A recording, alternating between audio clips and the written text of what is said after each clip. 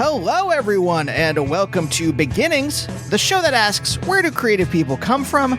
My name is Andy. I'm the host of the show and a writer and performer based in Los Angeles, California. How is everyone doing? How are you all? I'll make this intro very quick because I want to get into the episode. It's a lovely talk. I just want to say one thing. I know there's a lot of awful stuff going on in the world right now. ICE is getting shot gloves out of some kind of dystopian novel. Gary, Indiana has been without power for a week and is descending into chaos. That's just a small sampling of what's going on. So I know there's a lot of awful stuff going on in the world. But what I want to talk about is I watched the show Lanterns on Sunday. I thought it was great. Co-created by Damon Lindelof, who was a guest on the show years and years ago. But I just want to point out one thing. That in a show which is about superheroes using magic sci-fi rings to fight aliens, I think the craziest thing is that Garrett Dillahunt, who is 61 years old, and the wonderful Porna Jaganathan, who is 53 years old, are the parents of Jason Ritter, who is 46 years old. Once that happened on the show, and even if there's an explanation, he's adopted. And I'm sure they'll probably go in that direction unless Porna is his stepmother, but obviously she's South Asian, he's not, so maybe he's adopted. But no matter what the answer is, it's so distracting that I couldn't pay attention to the rest of the show. And no one's talking about this, folks. No one. I'm the only one brave enough to bring it up. Anyway, that was worth talking about, right?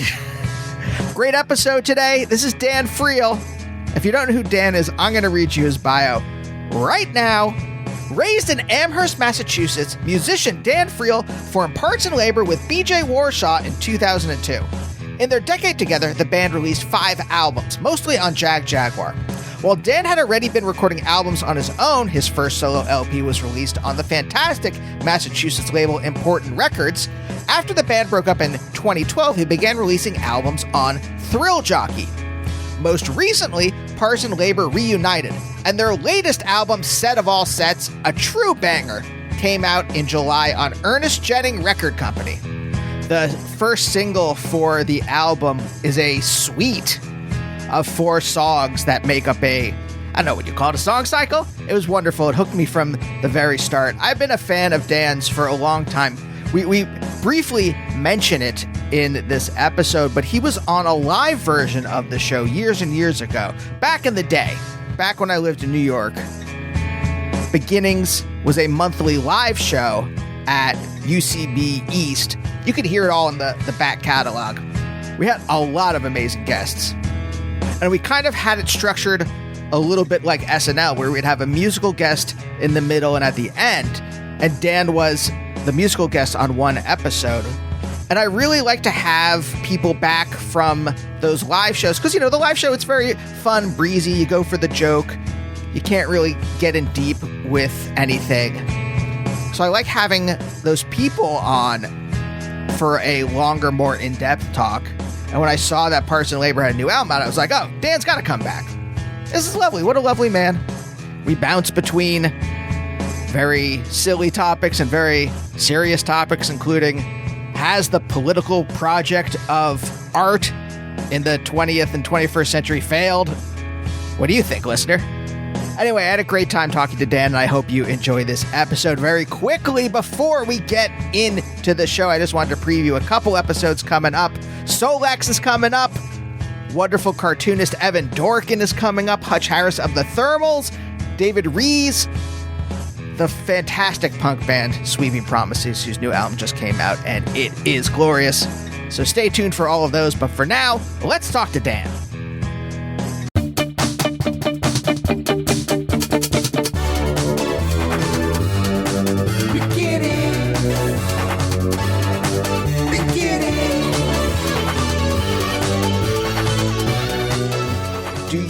Trust companies now? Like, there are certain things where I'm told it's safe, and then I'm like, well, I can't just trust that this person is telling me. We had uh, our HVAC serviced the other day, and the guy is Mhm. like showed us pictures. He's like, hey, there's mold and some stuff in here, and we have a chemical for it. It's called D7, Decon 7, I think is the full name. And he's like, and we're like, well, is it safe? You know, we have pets. Is it safe for humans? He's like, oh yeah, it says on the back for babies and pets and things like that, it's safe. And I go, okay.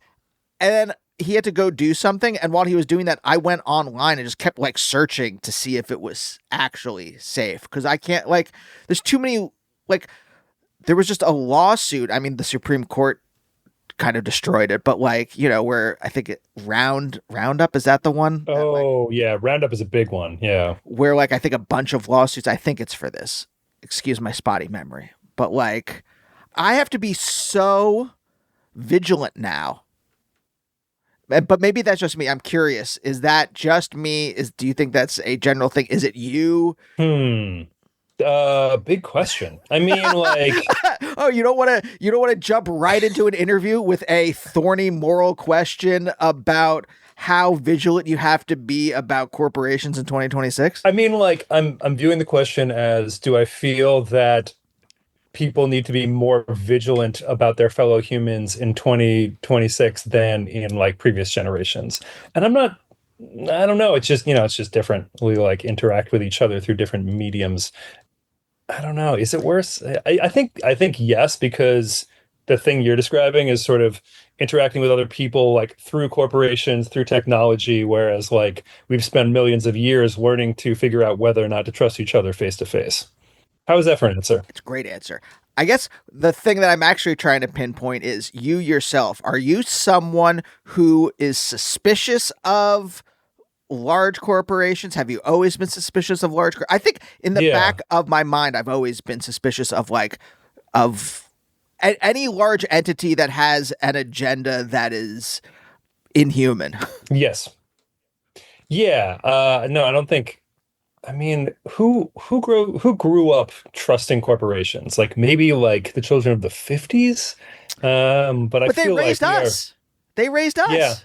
Yeah. Yeah. They knew better at that point. My parents were like, nope, don't trust them. Not Really? everybody did. Yeah. Really? Well, I read online that your parents were kind of like in the 60s. They were like peripatetic hippies, kind of like wander. I don't know if this is exactly it, if they really were wandering around doing hippie stuff, but When you say you read online, are you talking about the footage of the last time I was on this show? Because I watched that maybe. recently, and that is what we talked about. Is it? Yes. And that was 10, 12 years ago or something like that. Yeah, live at UCB East. Yeah, yeah. So I was like, oh yeah, that show was fun, and I looked it up, and there was the animator JJ Settlemeyer. Sadelmeyer. Yeah. Okay, yeah, yeah, and talking about the children of the '60s and like hippies and stuff like that. Yeah, so my parents were like, not living on a commune hippies, but they left Brooklyn, moved to Southern California, briefly lived in a tent in Vermont, and then settled down in Amherst, Massachusetts, and raised kids. Um, and like, yeah, they were, I think, they raised us to not be trusting of corporations. Do you feel like you were raised to trust corporations? Yes, in a way, I think it's interesting. I would say my parents' lives are examples of why you shouldn't, because they would get screwed every once in a while by someone more powerful than them. Yeah. Yet somehow they would like always be like, well, that's just an isolated example of this, of us getting screwed over. And you know what? That's just, there was, you know what? At the bottom of it was a kind of, and maybe this is an American kind of progressive Jewish thing, but it was just like, well, that's life. You get fucked over and you Oh, just keep yeah. going. Yeah. No, that's valid. That's valid. I feel like the synopsis would be like trust people, don't trust companies. Was like what they were trying to instill, my parents. Yeah. But they Yeah. didn't ever kind of betray that philosophy. Like a lot of hippies going into the 80s were just like, well, that didn't work out. Might as well cash in. I mean, I think that like a lot of people, they were like, well, I guess we have to interact with them because we need like a mortgage. But yeah, they weren't cash in hippies for sure. They didn't become Wall Street pirates. Yeah. They were like they were school system hippies. Well, what does that mean? They both worked for the University of Massachusetts. Okay, as Yeah. professors. No, my dad was involved in the like early networking of the different UMass campuses. So like running fiber optic cable from like Boston to Amherst. And then my mom worked in like education for a while, but she also just like worked at the library at the high school and just like different schools around town. That's actually not a foreign trajectory for the 60s hippies. The two things were like either like, hey, let's just cash in, and they went and did kind of like financy stuff and things like that. The other strand kind of like migrated to Silicon Valley and became, thought that they could find their utopian vision in tech. So like your dad doing IT type stuff, networking these things, that's like in line with the kind of standard trajectory. Some of them. Yeah. Yeah. I get that. I definitely have a memory of my dad being like, hey, son, it's, 1991. Do you want to check out the internet? And me being like, no, that sounds bad. This looks boring. Yeah. So, okay, why don't we go back to Brooklyn and make our way up to Amherst? Sure. Were your parents first generation, second generation? Like how far back does your family go in New York? My grandparents all came over from Ireland to Brooklyn.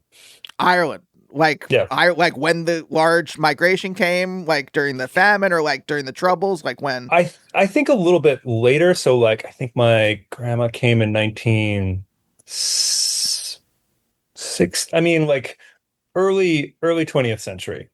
So like 10s, 20s is like when everybody came over, I think. So my parents were born in, I think, 1944 and 45 respectively. And, my mom grew up in what is now Sunset Park, and my dad grew up in what is now Prospect Lefferts Gardens. And they meet in New York, and then they go on their little. Sorry, I didn't mean to characterize it like that. I was going to say their little journey. They went that's where they go to California from there. Yeah. Yeah. How much do you know about, because that will constrain what questions I ask, but how much do you know about this time for them? A decent amount. The story I always think of is they talk about leaving Brooklyn and being in a place for the first time where they heard crickets and being like, what the fuck is that? And like, I think they thought it sounded like one of the sound effects from War of the Worlds or like, some older science fiction movie. And they were like, not so sure about this. But I think their goal was to get out into nature from Brooklyn, and they worked it out. Yeah, it is kind of, my wife's from Harlem. And so I do notice that nature-y things, and I don't like nature-y things. I'm from Pennsylvania. I used to hang out in the woods. I still don't like.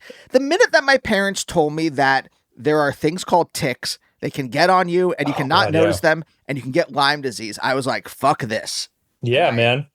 You find out about leeches and you're just like, I'm done with nature. I'm like, I have a Nintendo. I have to figure out Zelda. I have Metroid. Let's deal with that. Mm-hmm. Yep. Yeah, no, it's very similar trajectory. I hooked up my functioning NES and original Zelda this past year and played it a little bit with my son. It was fun. Out of nostalgia or out of like, oh, this is actually still something that's fun and interesting? I mean, I think out of like him and his friends all getting into the current Zelda games and me being like, do you want to see what this was like? And like, there was like a solid week of like it being exotic to like have to blow on the cartridge and, kind of like wedge another cartridge in on top of it to try and get it to work. Yeah. Yeah. I don't know though, if I was raised on Breath of the Wild, if suddenly you put in the original one, if I would be that excited. Oh, we did not make it through. You are correct. But yeah, so Naomi's from New York City proper, and she abhors nature. Like we live in Los Angeles and we don't do anything. Mm. Like we have, even going in the backyard, just the fact that there are insects, she's like, no, I don't like this. My wife is a Brooklyn native who studies bees. She works in a lab based in the Museum of Natural History. And she's a Brooklyn kid who is super into insects and nature. So it can go either way. I could see being into bees, especially as the kind of like great bee die off is a harbinger of whatever is coming. Yeah, she got in just before that. Great timing. Does she have any thoughts about what is coming? I mean, we kind of have an idea, I guess, from the heat wave that's going on in Europe now as being another harbinger. No, yeah, it's not good. Yeah. Nothing, yeah. No hope. I mean, I think nothing that you and our listeners don't already know. Yeah. Yeah. How do you process that as a parent? That's a great question. Yeah, it's tough to like finding the line to walk where you are honest about your concerns about the future of the ecosystem, but you're also don't want your child to be paralyzed by it because that's not good for anybody.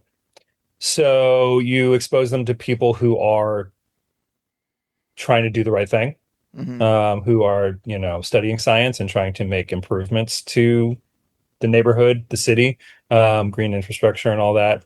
And you focus on that. Like you focus on small tasks and people who are like finding, fulfillment in those small tasks. And then, every once in a while you acknowledge that shit's bad. Yeah.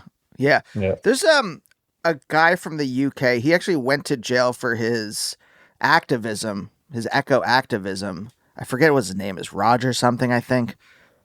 But I listened to he has a video series that gets turned into podcast, but it's essentially like, hey, here's a plan for how we can actually do this. How we can actually use the structures of government to make the environment like to actually like change things so that we don't all die in an environmental apocalypse. And it's all like really smart, common sense stuff. Like basically like, hey, go talk to your neighbors, build structures with your neighbors that can take over kind of like the structures of government at low levels and use those low levels to then take over larger structures of government. And then, or like, I think one of his things, one of his things is like building like a kind of like shadow government, in his words, that is there and is doing stuff in the neighborhoods and in the community, so that when the real government is paralyzed and won't do anything or like falls apart as it might do, there is a structure there to kind of take over that is actually like useful and doing things. Yeah, totally. Book recommendation: The Ministry for the Future by Kim Stanley Robinson. Have you read that one? I haven't, but I love him. I think I like him a lot. I mean, that book is like, it's a mixed bag because he actually ends up leaning hard into crypto in this very weird way. Oh, no. Yeah, I know. I mean, the book is, it's 10 years old, which is like not a total excuse, but it was a slightly different time. And the idea is that they're trying to find a way to, I think, like monetize outside of existing governments and in a way where they can reward people for not polluting, whatever. It's like, the point of the book is that they're trying everything. And that is one of the things that they try. And the book, I think blows it a little bit in like leaning into that one, but also gets into like question of whether you're going to do geoengineering, like trying to like block out the sun over India so you don't get another heat wave that kills 10 million people. Like the line between eco-terrorism and like useful activism. Like it's a cool book. Yeah. Well, the second half being about basing your ecosystem on Bored Ape NFTs. I thought that part was like... shocking plot twist. I thought that part didn't work. Do better. Yeah. Okay, so your parents want more nature. They moved to California. Are they excited by this time? Are they like finding community with people? Or is it just like, oh, we like nature, but maybe maybe everyone getting LSD'd out is not our scene? That was not their scene. They were like, my dad was working as a school teacher, and like more so than being drawn into the existing counterculture, I think they were just like ready to move away from their large Catholic immigrant families and like find their way. My dad was looking at forestry school for a while. Like they were definitely like going in that direction on their own, but not trying to like drop out completely. Yeah. Okay. So not If we go Timothy much Leary. deeper, we're going to need to get them on the call, which they'd be down for, I'm sure. I'm just trying to set the table for Yeah. your emergence, right? Yeah. And to see like, well, what do they want out of life? And where do they go? And then how does that inspire you? How does that constrain you in your own kind of existential desires? I mean, I think like the start is just wanting to see the world, right? Like to get out of like their, kind of only knowing your neighborhood, or mostly knowing your neighborhood, and like wanting to see the world and see nature, see the country. Growing up, they were really obsessed with the national park system. And I'm like, one of the things I'm really grateful to them for is each summer, because they work for the school system, they would have a chunk of time off. And we went on road trips to dozens of national parks. We like drove from Massachusetts to the Grand Canyon, to Yellowstone. They went up to Alaska at one point driving, right before my time. But that was like, I feel like that is like a good example of that era and that vibe of like wanting to get out and like see the world, and like realizing that a lot of the national parks, there was like a whole bunch of national parks that really popped up in the 70s and 80s. And that's when they were doing a lot of those road trips. Nixon, surprisingly, like a big national parks guy. Yeah. Can you believe, as corrupt as Nixon was, that you look back on his presidency and you're like, well, there was a bunch of good, the EPA, there's like some decent stuff that happened. The bar has been lowered. It's so low. It is it's in hell, I guess, is the best. Yeah. I mean, like, I can't think of anything lower than that. Yeah, there's no bar. There's no bar. Yes, Yeah. You're right. Yeah. Sorry. The question was about parents and their motivations. So seeing the world, and then also like raising a less Catholic family. Yeah. Getting away from those things. Yeah. Did you have any religion when you were growing up? No, like very pointedly, no. Yeah. So they were really, was it an atmosphere of like, we don't even bother with this stuff? Or was it like anti-religion? Like, don't even think about church. It was anti-religion. Like, I think they tried to walk a line where they were like, don't say this shit in front of your friends' parents. Mm-hmm. But yeah, it was like very anti-religion. Like, yeah. I remember I used to get scolded, not like harshly, but like we were Reformed Jews. And so I didn't believe most of the stuff. Like I grew up in a very Christian area of Pennsylvania, and I didn't believe. Where in Pennsylvania did you grow up? Reading, Pennsylvania. Okay, got it. If you like pretzels, if you like white power groups, you're going to love Reading. Yeah. I don't know if those two go hand in hand. I hope they don't, because there are some great pretzels it's a snack food dense area. Okay. Nobody's mad at that. But wait, you were talking about your religious upbringing. Oh yeah. Just the idea that, you don't want to keep talking about potato chip brands. Just that I was scolded kind of for like spilling the beans about certain religious stuff that I didn't believe. Yeah, sure.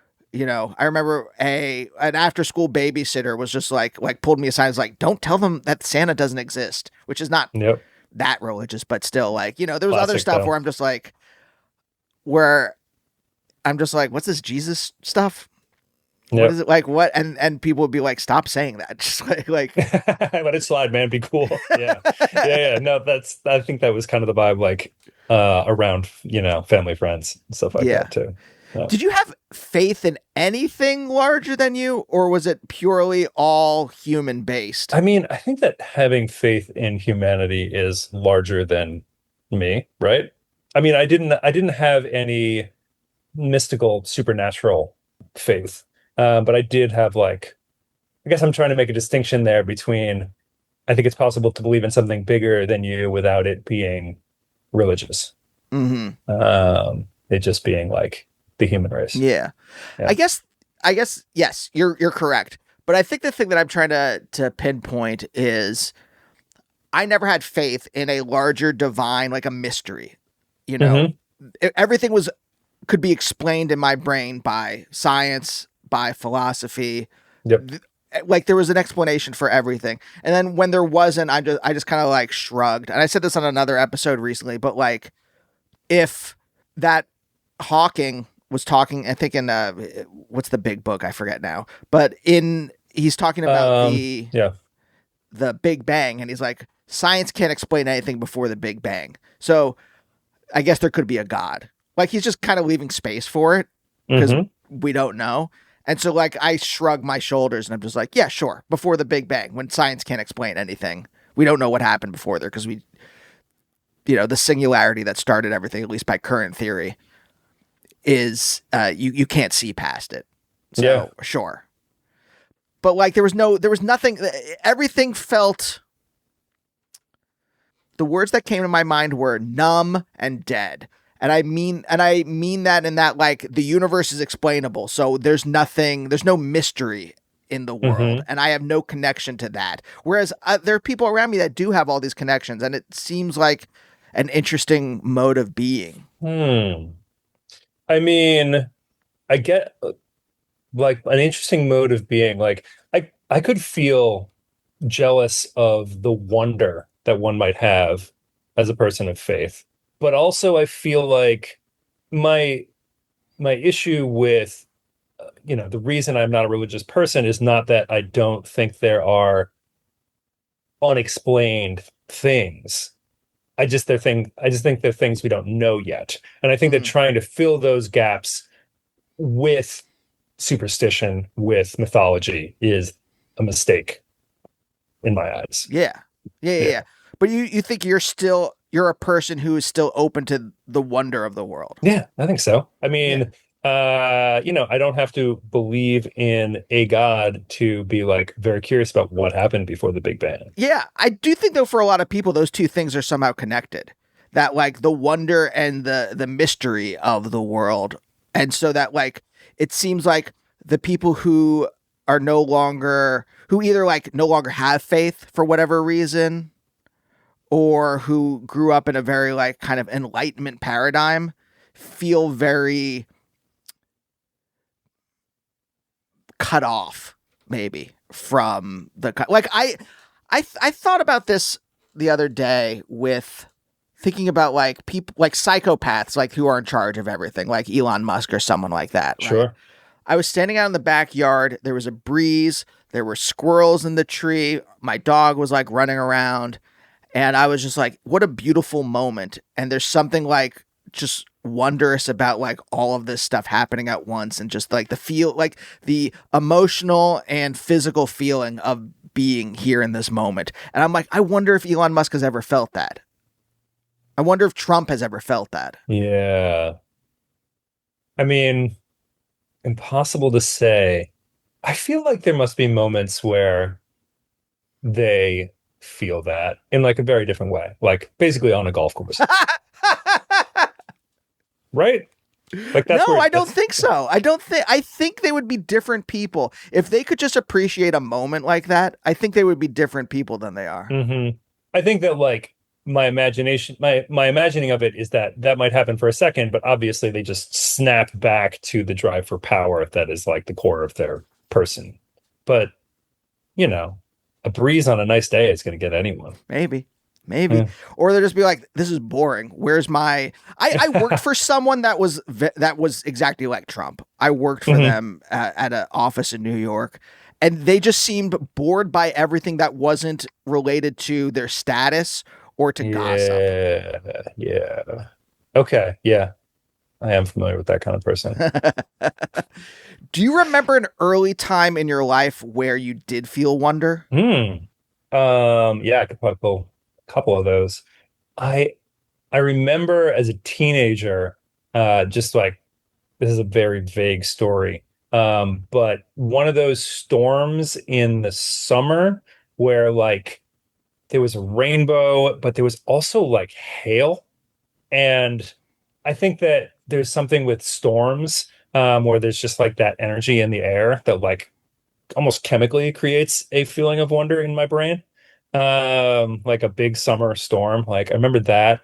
And like some of those trips I was talking about where we went to the national parks to like seeing the Grand Canyon, Bryce Canyon, in Utah, like those are like times I remember being a young person and really being like overwhelmed with wonder. It's just like the scale of those places. Yeah. Like that'll hit you with some wonder. Yeah. What about you? This may not make sense, and it's not a real one. And Hmm. I'll explain what I mean by that. But like I remember when I asked that question, something just popped in my head. Do you know like a will-o-wisp? Do you know what that is? I mean, it's like fake. It's like a supernatural thing. It's like a ball of like It's light. ball lightning. It's ball Yeah. lightning, right? Yeah, Yeah, yeah. but is that real? Yeah, that's a thing that occurs, right? Okay. Like I think it's a real like weather phenomenon that people have like thought was ghosts for like Okay. thousands of years. Maybe that's what's Yeah. confusing in my head, the idea that people confuse it with ghosts. Because, like, I remember reading this book when I was a kid, and it was all about things that were. It seems like now in my head was pseudoscience. That's why I said that, because I remember another chapter on spontaneous combustion, which I don't know if that's Mm. real, which it seems like that's a fake thing to me now as an adult. But, Yeah, like, yeah.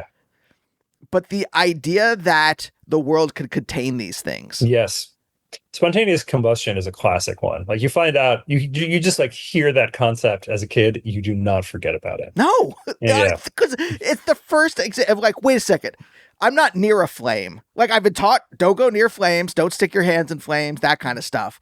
But wait, you're telling me that there could be a chemical reaction inside your body that suddenly you turn into a flame? Yeah. It makes me think of this fucked up story where another one like that was burned into my brain as a kid. When my dad was a elementary school teacher, I think in Brooklyn, there is like famously this like moment in your heart cycle where if you get hit in the chest, you die.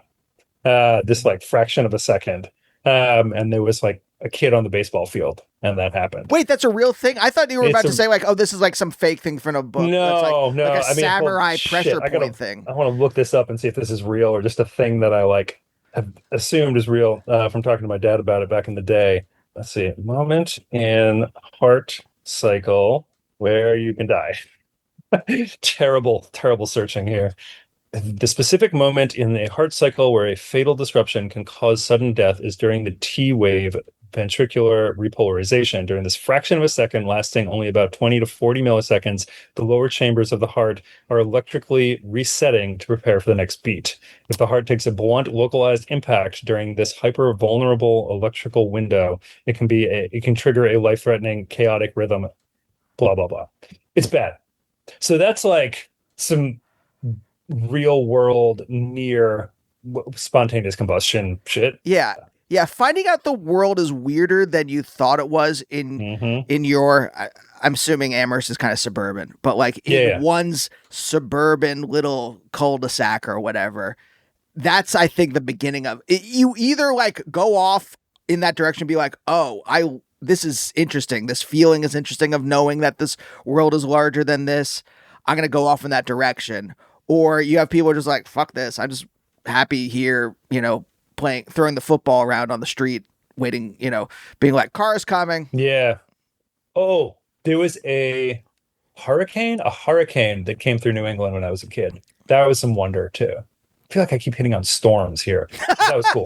Is that okay? Sorry, is that just what's happening? It's like coming to you in your head, or is there something about storms? Not to get too like armchair Freudian. Is there something about storms? I mean, it's the thing I was saying before, where I think that there's something about that like electrical disruption that chemically causes wonder, at least in my brain. Yeah, but I think it is in your brain. That's why. Because I like storms. Storms are fun. I mean, I like the feeling of it outside, and I'm just like, well, I guess I have to just sit here and read. I guess there's no choice. I can't go. I can't go outside. So, yeah. But by the way, I took the opportunity to look up when you were looking up something. Roger Hallam is the guy. Extinction Rebellion is his. Oh, is his those group. guys. Yep. Yeah. Yep. So Roger Hallam. Yep. Roger Hallam. So let's go to Amherst. So your parents settled down there. Did they get the jobs first and then settle down there, or Amherst is just like the place to go? They settled down there. I remember my dad was working at he's installing fences and like some machine that like made the pickets and the picket fences, but also like shot them across the room. Wait, what? Yeah, I'm trying to remember. Maybe it like shot the pickets into the ground or something like that. I remember that being the point. He was like, somebody got injured and he was like, I need to get a different job. And he like got a some sort of entry job at the library at UMass, and that sort of led to him taking more classes and getting involved in like the tech side of the university. So anyway, they settle there, then they find the jobs, they, start doing grad school stuff. Outside of just like, we want to explore the world, do you think they had like an existential desire, like there's something we want to do, or occupationally perhaps? I think they were interested in teaching, although they ended up not doing as much of that. And I think they were also just sort of interested in being part of communities that were interested in the same stuff as them. So like, I remember my mom doing all of this like nuclear disarmament activism in the 80s. They were like trying to get out the vote for various 80s lefty people. Yeah, who's Jesse Jackson is the one I was thinking of. The Rainbow Coalition, like trying to get out the vote for Jesse Jackson and whatever that would have been, 84 or 88. Yeah, I think that was it. They wanted to like, raise a family on their terms, as opposed to like the ones that they've grown up in. Yeah. Okay. How do you think that affected you? Do you think you grew up in a way where you're just like, I can do kind of what I want. I can do what I want apart from what society is telling me to do? Like, yep. How did that affect you? I think the thing you said. I think they're like, yeah, I think I had the feeling that I could kind of do whatever I wanted. I mean, not exactly. Like, I was definitely like, oh, but how will I have food? Was definitely like a thing that was in my brain too. I wasn't like totally like free of that concept. But yeah, I was like, I will find a way to do whatever the fuck I want. Yeah.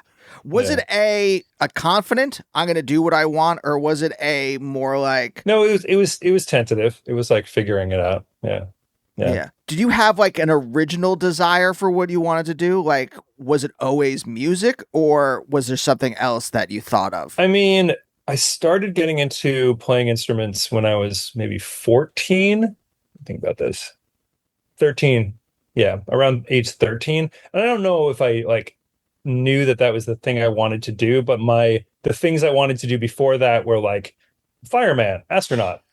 They were less realistic. Was it like, I'm trying to think back to like that time, and it took me a long time to figure out what I actually wanted, and I was kind of just like, oh, I guess it was more like I was an amoeba, kind of just like moving in a certain direction towards light, without there being any kind of conscious, like, yes, this is what I want, and I'm going to do X, Y, and Z to achieve this. It was more just like a blob. Like, that was my existence. What did that blob move towards? It was trying to, and this is something, I have to go back into therapy. I quit therapy a couple years ago because we were getting to this point where I'm like, talking about my family doesn't really help me navigate dystopia. Like, there's no Freudian kind of thing we're going to find out where I'm just like, I don't know how to live in a world that's like cool with genocide. Do you know what I mean? Yep. I mean, I am not a hardcore therapy person, but also it seems like a thing where you could take some time off. Yeah. I think I did some good work in therapy. I was in therapy pretty solidly for 10 years and did a lot of good work and figured out some stuff. And then we just got to this point where I'm just like, I don't like, you having me like go back and like talk about my parents who were like fine. Like, there was no like major stuff there. Doesn't like help me with fascism. Nope. Yeah. Also, don't you personally like, were you like, there's enough talking about parents in my life? Yeah. How many episodes of the show have you done? Oh, 700 something, 16 years. Same. So yeah. And I try to cut out my part of it a lot of times too. So for the listener, it's being talked about weekly. Yeah. It's just, maybe you don't hear it because I'm just like, they're going to be sick of hearing this one thing over and over again. They've heard this part before. Yeah, fair. Yeah. So like, but like, that's the thing where I'm just like, what is this doing for me? But I think I should go back because there is something that I don't think I've worked out yet, which is like, when I was a kid, I was conditioned to want the approval of authority. And I've gotten away from that. I don't think you can be a successful person making things in the world if you are so deferent to what they're telling. You can't make good things. You can make shit if you're just listening to like what an executive tells you to do. But like, I think back then it was very much a kind of like, what can I do to not get yelled at? Or what can I do to not get in trouble? Or how do I get right up to the line, do what I want right up to the line of someone yelling at me? Mm-hmm. Yeah. I mean, the vast majority of kids, I feel like, do want approval from authority figures. And then at some point you start doing this equation that's like, how do you balance that with being yourself? Yeah. Well, I mean, it seems like the way you were raised, though, you had an opportunity to be yourself at an earlier age than some other people. That's probably true. Yeah. Yeah, that's definitely true. Not that I wasn't. I mean, my parents commented on all the time that I was unique, let's say, or weird, not in a pejorative sense, but just like, like I was a weird kid. Yeah. I would imagine most of the guests on your show were that kid in that family. Yeah. By the way, weird is just that, like, oh, I had the Transformers and the Silverhawks play in the same world together. Silverhawks. Wow. Forgot about that one. Or like, I created my own like imaginary worlds, and there was continuity. They would have one adventure, and then there was continuity that, went over into the next adventure. Yeah, of course. Or isn't a Weird Al and the Monkeys? Like, it's not like weird isn't like I was like, I think those were my first two cassettes. The Monkeys and Weird Al. Which ones? Do you remember? Monkeys Hit Factory, which might be like a compilation of different albums. I'm not sure about that.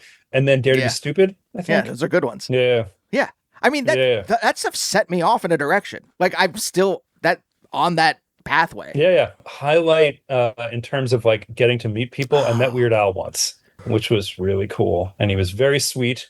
And I didn't get to talk to him about much, but I was like, I saw you once at the, do you know what the Big E is? No. It's the Eastern States Exposition. It's this giant state fair for all of New England, basically, that happens right near where I grew up. And I saw Weird Al play there in like 1998 and just like fucking big shirtless hicks just like fighting their way to the front row so that they can see fucking Weird Al play whatever the hit was in 1996. Polka Party. I don't think they were Polka Party heads. I think they were there for like I Lost on Jeopardy. Yeah, exactly. Yeah. They were play fat. I think I'm a clone now. But I got to tell them about that. Yeah. Oh, that's such a great song. It is still good. It is. I think my favorite from like my childhood love of Weird Al is this song is just 6 words long. Is it 6? Yeah, that one is like fucking transcendent. It's so good. Yeah. Okay. So were you constrained at all about being yourself? Like, I was allowed to be myself, but there were still kind of boundaries when my parents was like, don't be yourself at Temple. Don't be yourself. Like, there were still like places where it's like, well, no, just like push it down and repress it. And I think I took the wrong lessons from that and just repressed it in general. But like, were you kind of like allowed to flourish? Hold on. I'm still thinking about this. This song is just 6 words long, is 7 words. I was like, I remember I had to count it out on my fingers, thinking about it now, but it's so good. Yeah. I mean, I don't know. Like my parents were not like run wild. They were like, here's what we believe in. But like, yeah, I still had to like be cool, at like family events. And, I was in the Boy Scouts for a while. That was like, pretty different set of rules. How far did you get? Second class? First class? What is it second class, first class, star? I don't know. I quit Cub Scouts after Weeblos. Oh, yeah. I had this really genuinely cool Boy Scout leader, a guy named Boyd Kennard, who was he had been in the Marines and he was from Mississippi and he grew up, he didn't have electricity until he was like 12. And he was like, we're not doing any of this God stuff. We're going to get out in the woods and we're going to build a bridge and we're going to knock each other off of it into the mud. And it was awesome. And like, we're going to get lost. And then he left and I was like, I'm out. But he was cool. And like my folks have stayed friends with him. We still go to a basketball game every once in a while. Yeah, that sounds incredible. I wish it was awesome. My scout experience had been like that. Instead, it was the guy who was in charge. And the reason I quit was it was just all very rules based. It's like, we're going to follow these rules and this is how it's going to go. Yeah. I'm sure there was that too, but I remember some like pretty advanced chaos in that as well. Pretty advanced chaos. I think I sought that.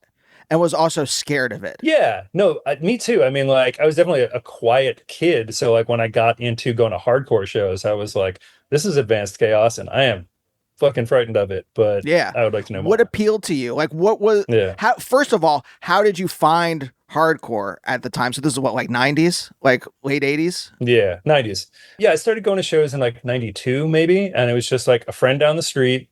And this is like kind of similar to the thing we were talking about with finding out about spontaneous combustion. It's just like a little bit of a sense of wonder, like, oh, this is happening in this town.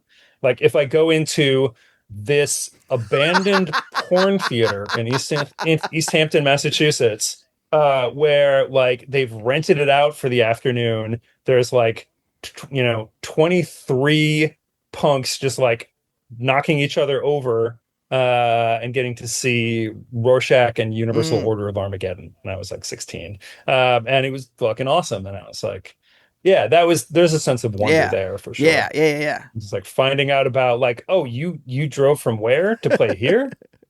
Was it like the Connecticut? I know there was like a real heavy Connecticut hardcore scene. Yeah, I mean, Connecticut and Massachusetts, like hardcore scenes felt seamless to me. I don't know if everyone feels that way. And there's like a lot of like big, like tough guy, like metalcore stuff that came out of like Massachusetts, especially Boston and Worcester. But like there was also all sorts of like, just like weird DIY political, like less macho stuff, which was like more my zone and like my friends. Yeah. Was that part of a political awakening? Yeah, for sure. Like that was around like, I stopped eating meat when I guess I was 17 or 18. So like 1994, get into Fugazi, like Food Not Bombs, like all that stuff. For sure. Yeah. There was this point on the show where I started interviewing a lot of people who had influenced me politically. I didn't realize at the time, but I was just like Thurston Moore, like Sonic Youth, and like Ian Mackay. I'm like, oh, right. I think a lot of my politics are formed, like sure, my parents contributed a lot, but I think like the really starting to like pay attention to like what's going on started with music when I was a teenager. Yeah. I mean, I think that it was like that for my parents too.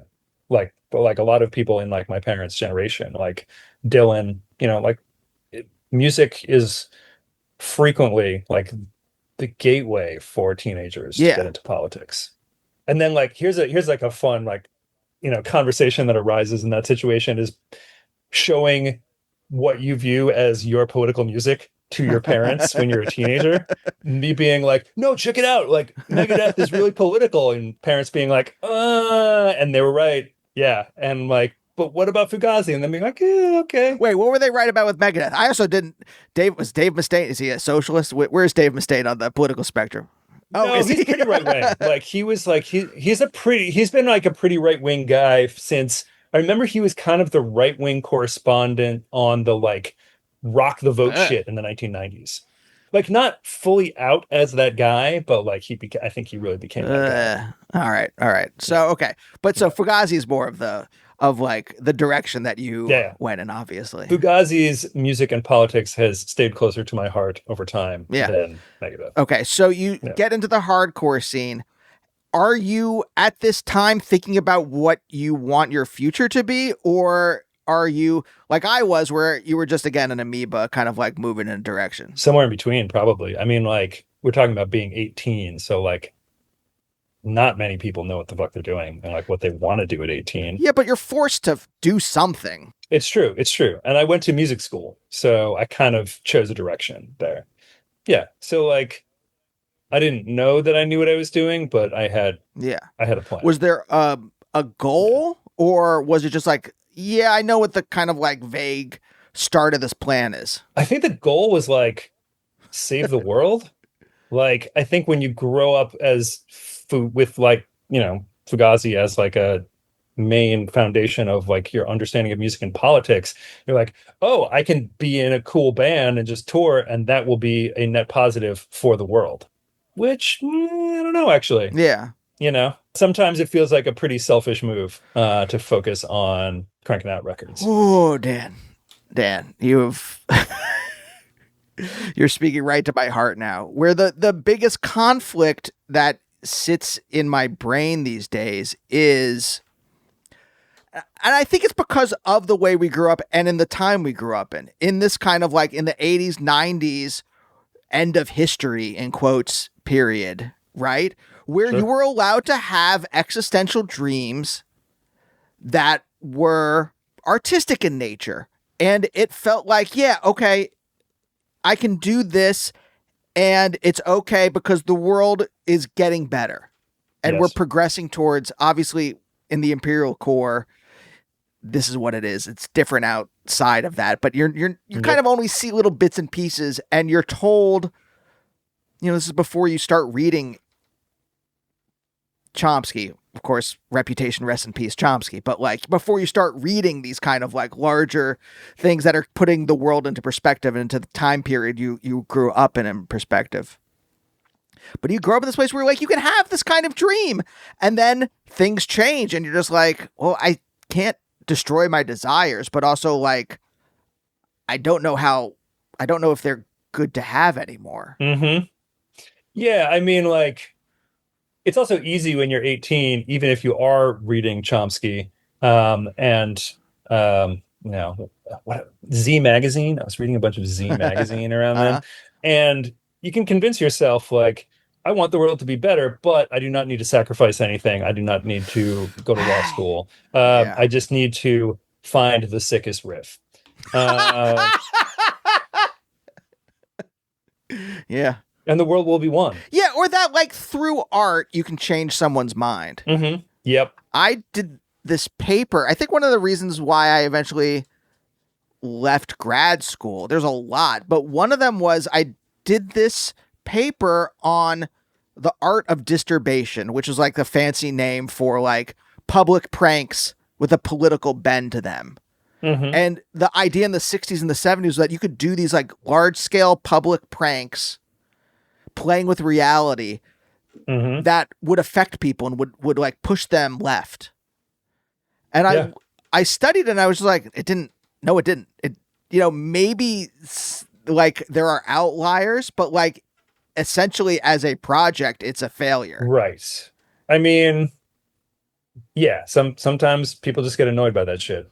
Do you remember what the projects you were reading about were? I don't remember anything specific. I remember reading about like certain like prank people. Like there was an artist named Joey Skaggs who would do stuff in public, and he still is doing things. Like he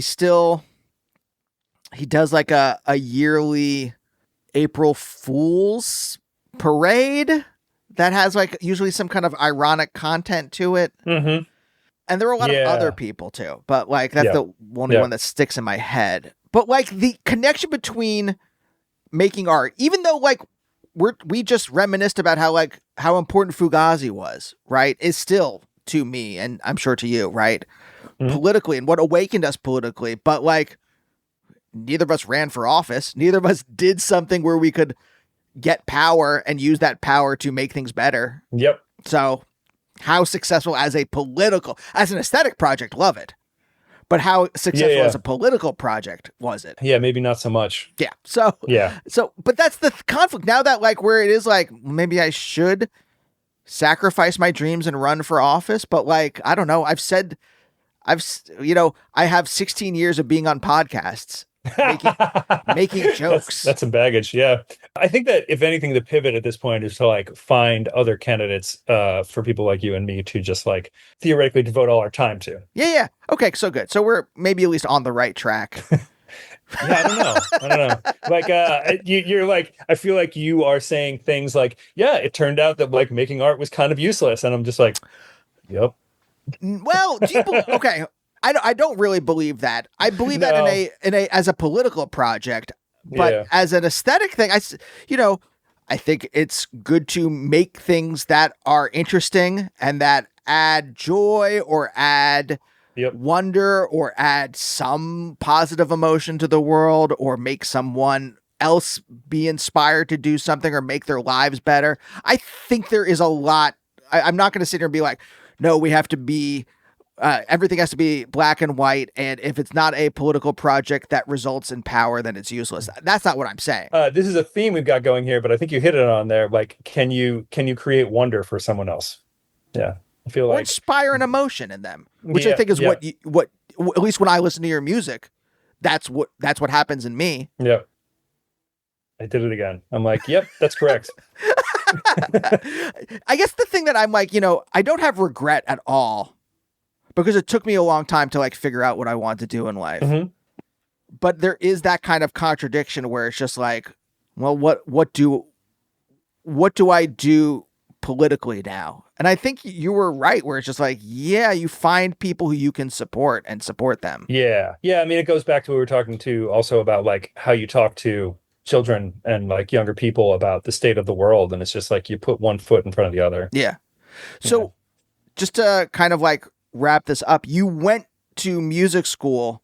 At what point do you think you made like a real decision like, oh, this is meaningful to me and this is what I want to do with my life? I don't know. It was a sequence of events, right? So like I start playing in punk bands and I'm like, oh, this feels important and bigger than like whatever high school shit is going on. And then I went to music school and met a lot of like really interesting and amazing musicians who have stayed lifelong friends. And then like ended up in New York, not thinking it was a place I wanted to stay, and ended up in Williamsburg in the 2000s.